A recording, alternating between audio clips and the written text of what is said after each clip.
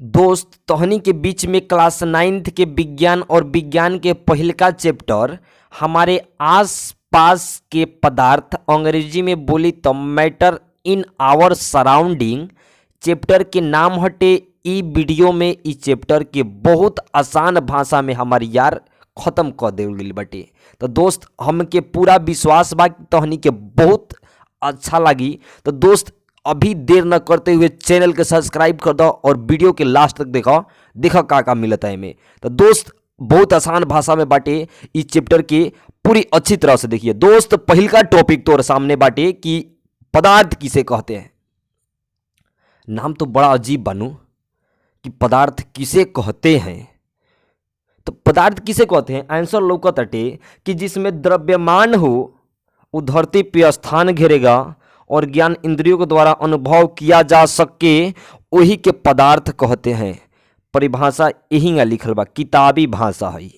चलो हम अपने भाषा में आपको समझाने का बहुत प्रयास करते हैं कि लिखा है जिस तरह कि जिसमें द्रव्यमान हो, द्रव्यमान का मतलब होता है वजन। तो जावना में वजन हो कि वो धरतिया पे रखे तो हवा में थोड़े उड़ी नीचे आई, तो जब नीचे आएगा तो धरती पे जगह घेरेगा। यानी जिसमें द्रव्यमान यानी वजन होता है वो धरती पे स्थान घेरता मतलब छेकता है। तो जब धरती पे स्थान छेकी यानी घेरी तो ई के पदार्थ कहें। जैसे कुर्सी, टेबुल, कलम, कॉपी, लोहा, पत्थर इत्यादि। यानी जितना धरती पे चीज बाटे, वस्तु बाटे, पदार्थ बाटे, तो पदार्थ पहचाने में केगा तो जावना जावना में वजन हो कि वो धरती पे जगह घेरी तो उस सब के सब पदार्थ कहाई हमार दोस्त दूसर का टॉपिक कि पदार्थ किसे नहीं कहते हैं। बहुत आसान भाषा में समझने का प्रयास कीजिए ना। बहुत छोटा आंसर आपके सामने है कि जिसमें द्रव्यमान न हो, वो स्थान नहीं घेरता है, उसे पदार्थ नहीं कहते। जैसे प्रेम, घृणा, पाप, पुण्य, मित्रता, दोस्ती इत्यादि। जैसे मान लीजिए हम बोले कि राधा को श्याम से लगाव है यानी प्रेम है, उसको हम सीना चीर के तो दिखा नहीं सकते कि देखो श्याम हम तुमसे प्रेम करते हैं, जिंगा पहले के जमाना में होता था। अब दोस्त प्रेम, पाप, ये सब जितना भी चीज है इसको दिखा नहीं सकते हैं। दोस्त तीसरा टॉपिक आपके सामने कि वस्तु किसे कहते हैं। तो दोस्त पदार्थ से बनी चीजों को हम वस्तु बोलते हैं। तो चलिए परिभाषा समझाने का प्रयास करेंगे। जैसे मान लीजिए हम जंगल से लकड़ी कट के लाए, लकड़ी से पटरी चिरवैनी, पटरी के बाबू मिस्त्री बुला के अब तैयार करवाओ लगनी। तो लकड़ी से बनी चीज टेबुल, कुर्सी, पलंग, चौकी, खटिया, तो यानी लकड़ी हमार पदार्थ हटी यार। और पदार्थ से जौन चीज बने लागल उहे चीज के बोलल जाला वस्तु। अब लकड़ी से ही थोड़े सब कुछ बनी, हर एक चीज बनता है। जैसे मान लीजिए अगर हम बोले कुर्सी लकड़ी से बना है तो कुर्सी हमारा वस्तु हो गया। दोस्त अगला टॉपिक है कि पंच तत्व किसे कहते हैं। पंच तत्व, पंच मतलब पांच और तत्व मतलब तत्व। यानी धरती पे चाहे मेरे दोस्त जितना भी पदार्थ है, चाहे सजीव हो कि चाहे निर्जीव हो कि, ओके बाटल जाला 5 गो भाग में। और पांचों भाग यानी 5 गो चीज से मिल के बनल बाटे। पांचों चीज का हटे पंच तत्व। जैसे भोजपुरिया समाज में एगो कहावत को लेला, पंच तत्व अधम शरीरा। यानी 5 गो ही तत्व से हमार शरीर, तुहर शरीर, धरती पे जितना भी पदार्थ बाटे, चाहे सजीव हो कि चाहे निर्जीव हो कि, उस सब 5 गो तत्व से मिल के बनल बाटे। तो चला हम तहनी के बता दी कि पंच तत्व तोहर कौन कौन हटे।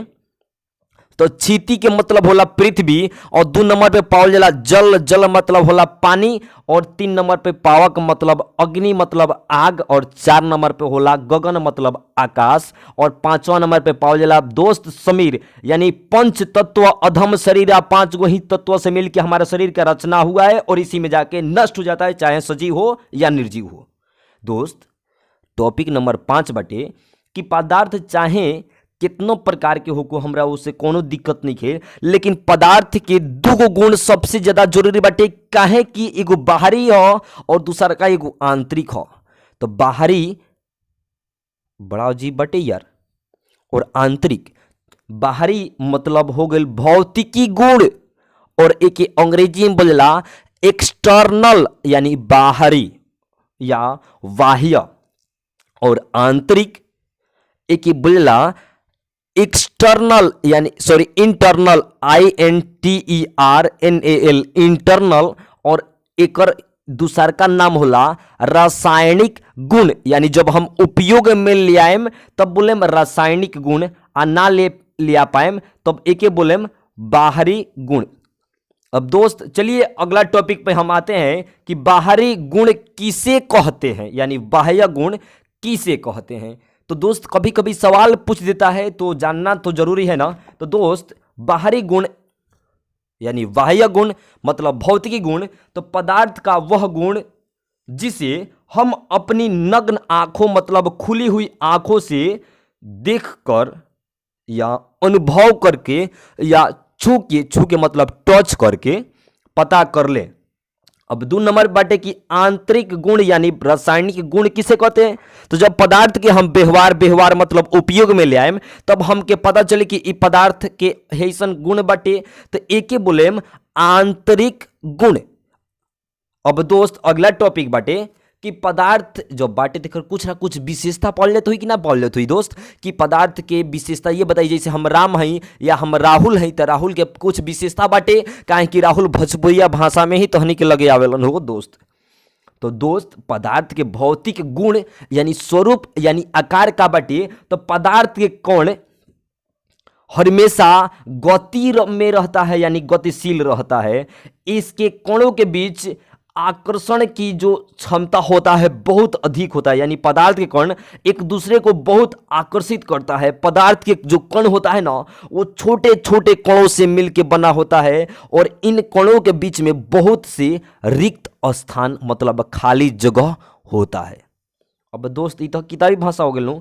तो चलो हम बता दी तो निके कि पदार्थ जो मिलल बाटे यानी बनल बाटे बहुत छोटे छोटे कण से मिलके बनल बाटे, और एक बीच में बहुत खाली जगह होला। ये हमेशा गति में रहता है और एक दूसरे को अपने तरफ अट्रैक्ट करता है। दोस्त विसरण किसे कहते हैं, टॉपिक नंबर 7 बहुत इंपोर्टेंट बा। अब 2 अलग अलग गैस जब आपस में मिली तो आपन भाषा में बोल जाला मिलौनी करता रह। जब 2 चीज के अलग अलग मिलाएंगे तो क्या बोलते हैं कि मिलौनी होता है दोस्त। तो जब 2 अलग अलग प्रकार के गैस आपस में मिलता है तो क्या बोलते हैं विसरण। और विसरण 3 अवस्था में मतलब ठोस जैसे 2 धातु के आपस में मिला देम, द्रव स्याही और पानी के मिला देनी, और गैस यानी इत्र यानी सुगंध को हवा में फेंक देनी। अब अगला टॉपिक बाटे कि पदार्थ की अवस्था। पदार्थ के दोस्त अभी तक ले तो तू पढ़ ले रहा 3 अवस्था होला, कौन कौन, तो ठोस द्रव और गैस ना दोस्त। अब पढ़े के बात होनी के 5 अवस्था।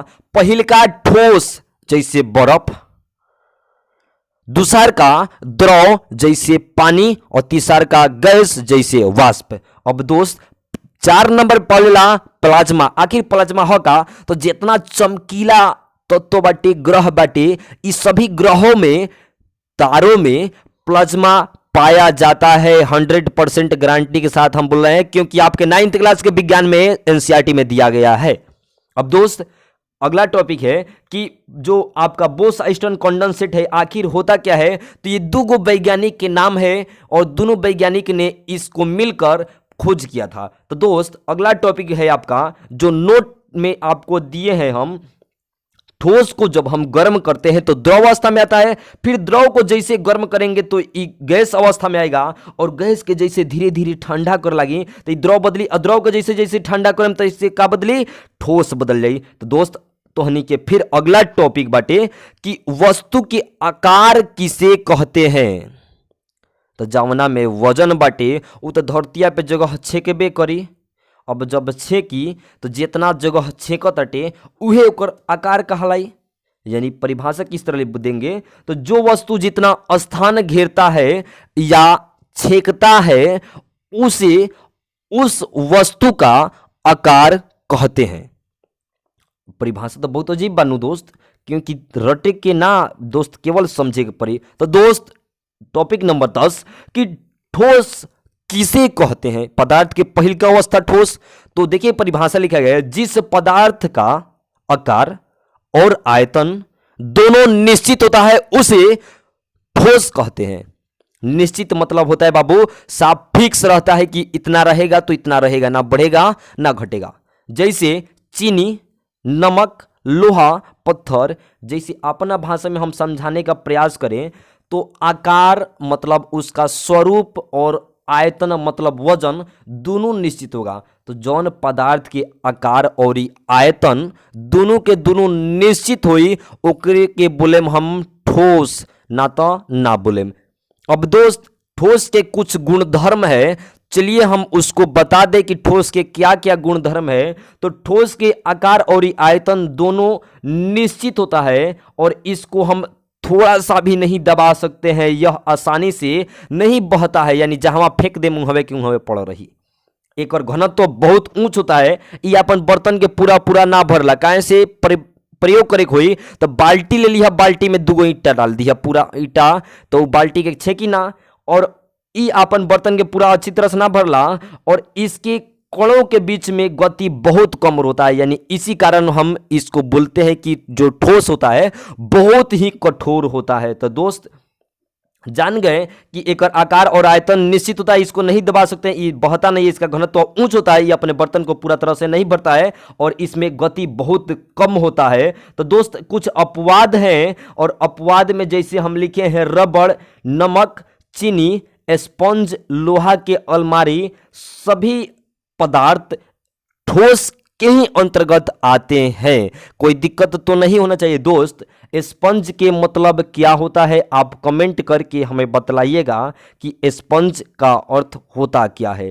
तो रबड़, नमक, चीनी, स्पंज, लोहे की अलमारी, ये सभी ठोस के ही अंतर्गत आते हैं। तो दोस्त अगला टॉपिक है आपका घनत्व किसे कहते हैं।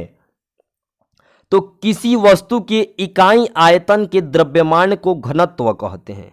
किसी वस्तु के इकाई आयतन के द्रव्यमान को घनत्व कहते हैं। जैसे हम परिभाषा तो दे दिए और थ्योरी इसका क्या है, तो घनत्व बराबर होता है द्रव्यमान बट्टा में आयतन। अब घनत्व का एसआई मात्रक क्या होता है, तो घनत्व का एसआई मात्रक होता है केजी प्रति मीटर क्यूब। दोस्त तो हनी की अगला टॉपिक बाटे कि द्रव किसे कहते हैं।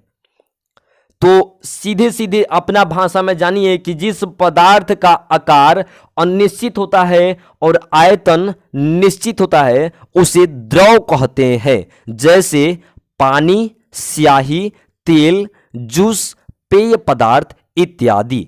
अब दोस्त कहब जे केंगा हमके समझ में आई, तो जावना के वजन निश्चित हुई, फिक्स हुई, तय कर गई हुई कि इतने वजन बाटे, और अगर बाल्टी में रखी तो बाल्टी के कार कप में रखी, कप के कार बोतल में रखी, बोतल के कार यानी आकार बदला ताटे, वजन फिक्स बाटे कि 5 लीटर बा तो 5 लीटर बाटे, यही के बोले द्रव।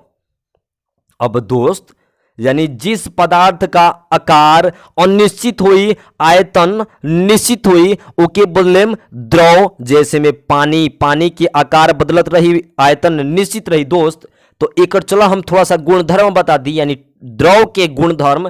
तो एकर कण निरंतर गति में रहता है, बट उतना गति में नहीं रहता है, लेकिन इसके कण निश्चित नहीं होता है। इसके कण एक दूसरे के साथ गति में रहता है और आसानी से बहता है, अपने बर्तन को पूरी तरह से भर देता है, और एके तो हम कह दी दबावल नहीं के जा सकत। तो दोस्त चलो हम आपको अगले टॉपिक पे लेके चलते हैं, पदार्थ की तीसरी अवस्था गैस। जिस पदार्थ का आकार और आयतन दोनों के दोनों अनिश्चित होते हैं उसे तो गैस कहते हैं ना। जैसे वायु, हवा, hydrogen gas, nitrogen gas, oxygen इत्यादि। तो दोस्त जैसे मैं अगर बोल दे कि जिसका आकार और आयतन यानी वजनों फिक्स नहीं खे और आकार कर केंगा बाटे इयो फिक्स नहीं खे, ओके बोलेम गैस। यानी यहां पे छोड़ेंगे तो पूरा एरिया में फैल जाई, तो तोहर कचियटे गैस। जैसे वायु यानी हाइड्रोजन गैस के हम छोड़ दी, या कार्बन डाइऑक्साइड के छोड़ दी, या एलपीजी के छोड़ दी, तो पूरा एरिया में फैल जाई, तोहर गैस हटे। तो गैस के चलिए हम थोड़ा सा विशेषता जाने यानी गुणधर्म जाने कि आखिर गैस के पहचान केगा करें। तो लिखे हैं कि यह हवा में आसानी से फैलता है, ये अपने बर्तन को पूरी तरह से भरता है, लेकिन दबाव तो डालना पड़ेगा ना इस पे, तो इसका घनत्व तो बहुत कम होता है और एक ही हम आसानी से दबा सकते हैं। इसका आकार और आयतन दोनों के दोनों अनिश्चित होता है। यानी दोस्त हम बोले आपको कैसे कि अगर एक जगह पे हम इसको छोड़े तो पूरे एरिया में फैल जाएगा। यानी हम अगर एलपीजी गैस के एगो सिलेंडर के खोल दी तो पता चली कि पूरा हमार गाँव इतना हल्का मच गई बाकी एकरा घरे एलपीजी गैस खुल गई बाटे, लीक हो गई बाटे। तो दोस्त जौन आपन बर्तन के पूरा तरह से ना भरला है कि दबावल जा सकेला, एक और आयतन और आकार दोनों के दोनों अनिश्चित होला, इसी को बोलते हैं गैस। दोस्त तरलता किसे कहते हैं? Topic number 13। तो पदार्थ में बहुत एक अच्छा गुण पावल जाला नु, वो कौन पदार्थ में? तो द्रव पदार्थ में, यानी कोनो पदार्थ हो कि ओकरा में बहे के गुण पावल जात हो कि यानी एक जगह से दूसरा का जगह आसानी से जो कहते हैं बह के चल जाई, वही के बोले तरलता। तो दोस्त तोहनी की अगला टॉपिक बाटे कि संपीड्यता किसे कहते हैं? वीवीआई में रखिएगा इसको, वीवीआई में। तो गैस के कणों के बीच में बहुत रिक्त स्थान होता है, जिसके कारण इसमें दाब पर यह रिक्त स्थान बहुत कम हो जाता है। यानी हम कहीं तो गैस के कण के बीच में बहुत रिक्त स्थान होला, यानी खाली जगह होला। जब एक हम दबाव डालें तो ये बहुत कम हो जाई और यही के बोलेला गैसों में संपीड्यता, और यही कारण बाटे कि गैस के दबावल जा सकता है भाई हमार। तो दोस्त अगला टॉपिक है आपका कि गतिज ऊर्जा किसे कहते हैं?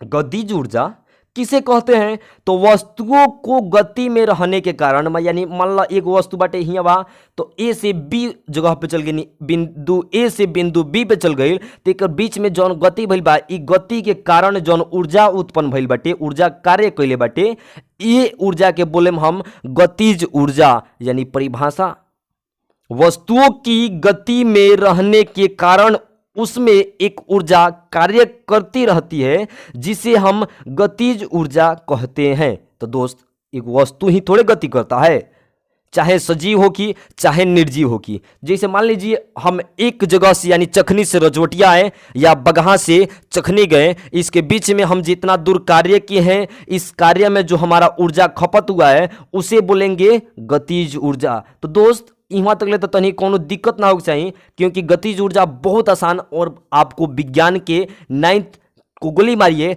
11th में भी आपको पढ़ने को मिल जाएगा ऊर्जा यानी एनर्जी। तो दोस्त तो हनी के अगला टॉपिक बाटे कि गैसों को बर्तन में भरना किसे कहते हैं? आपके विज्ञान का सवाल है, जानना बहुत ज़्यादा जरूरी है। गैसों को अत्यधिक आयतन, यानी गैसों को अत्यधिक आयतन को एक कम आयतन वाले सिलेंडर में संपीड़ित के मतलब दबाव दे के रखना यानी भरना, गैसों का भरना बर्तन में कहलाता है। तो दोस्त थोड़ा परिभाषा को पढ़ लीजिए। गैसों को अत्यधिक आयतन को एक कम आयतन वाले सिलेंडर में संपीड़ित करके बर्तन में गैस का भरना कहलाता है। चलिए हम आपको अपने भाषा में समझाने का प्रयास करेंगे कि एगो बड़ सिलेंडर में से छोट सिलेंडर में गैस के बाबू दबाव दे के भरल जाला, वही के गैस का भरना कहलाता है। तो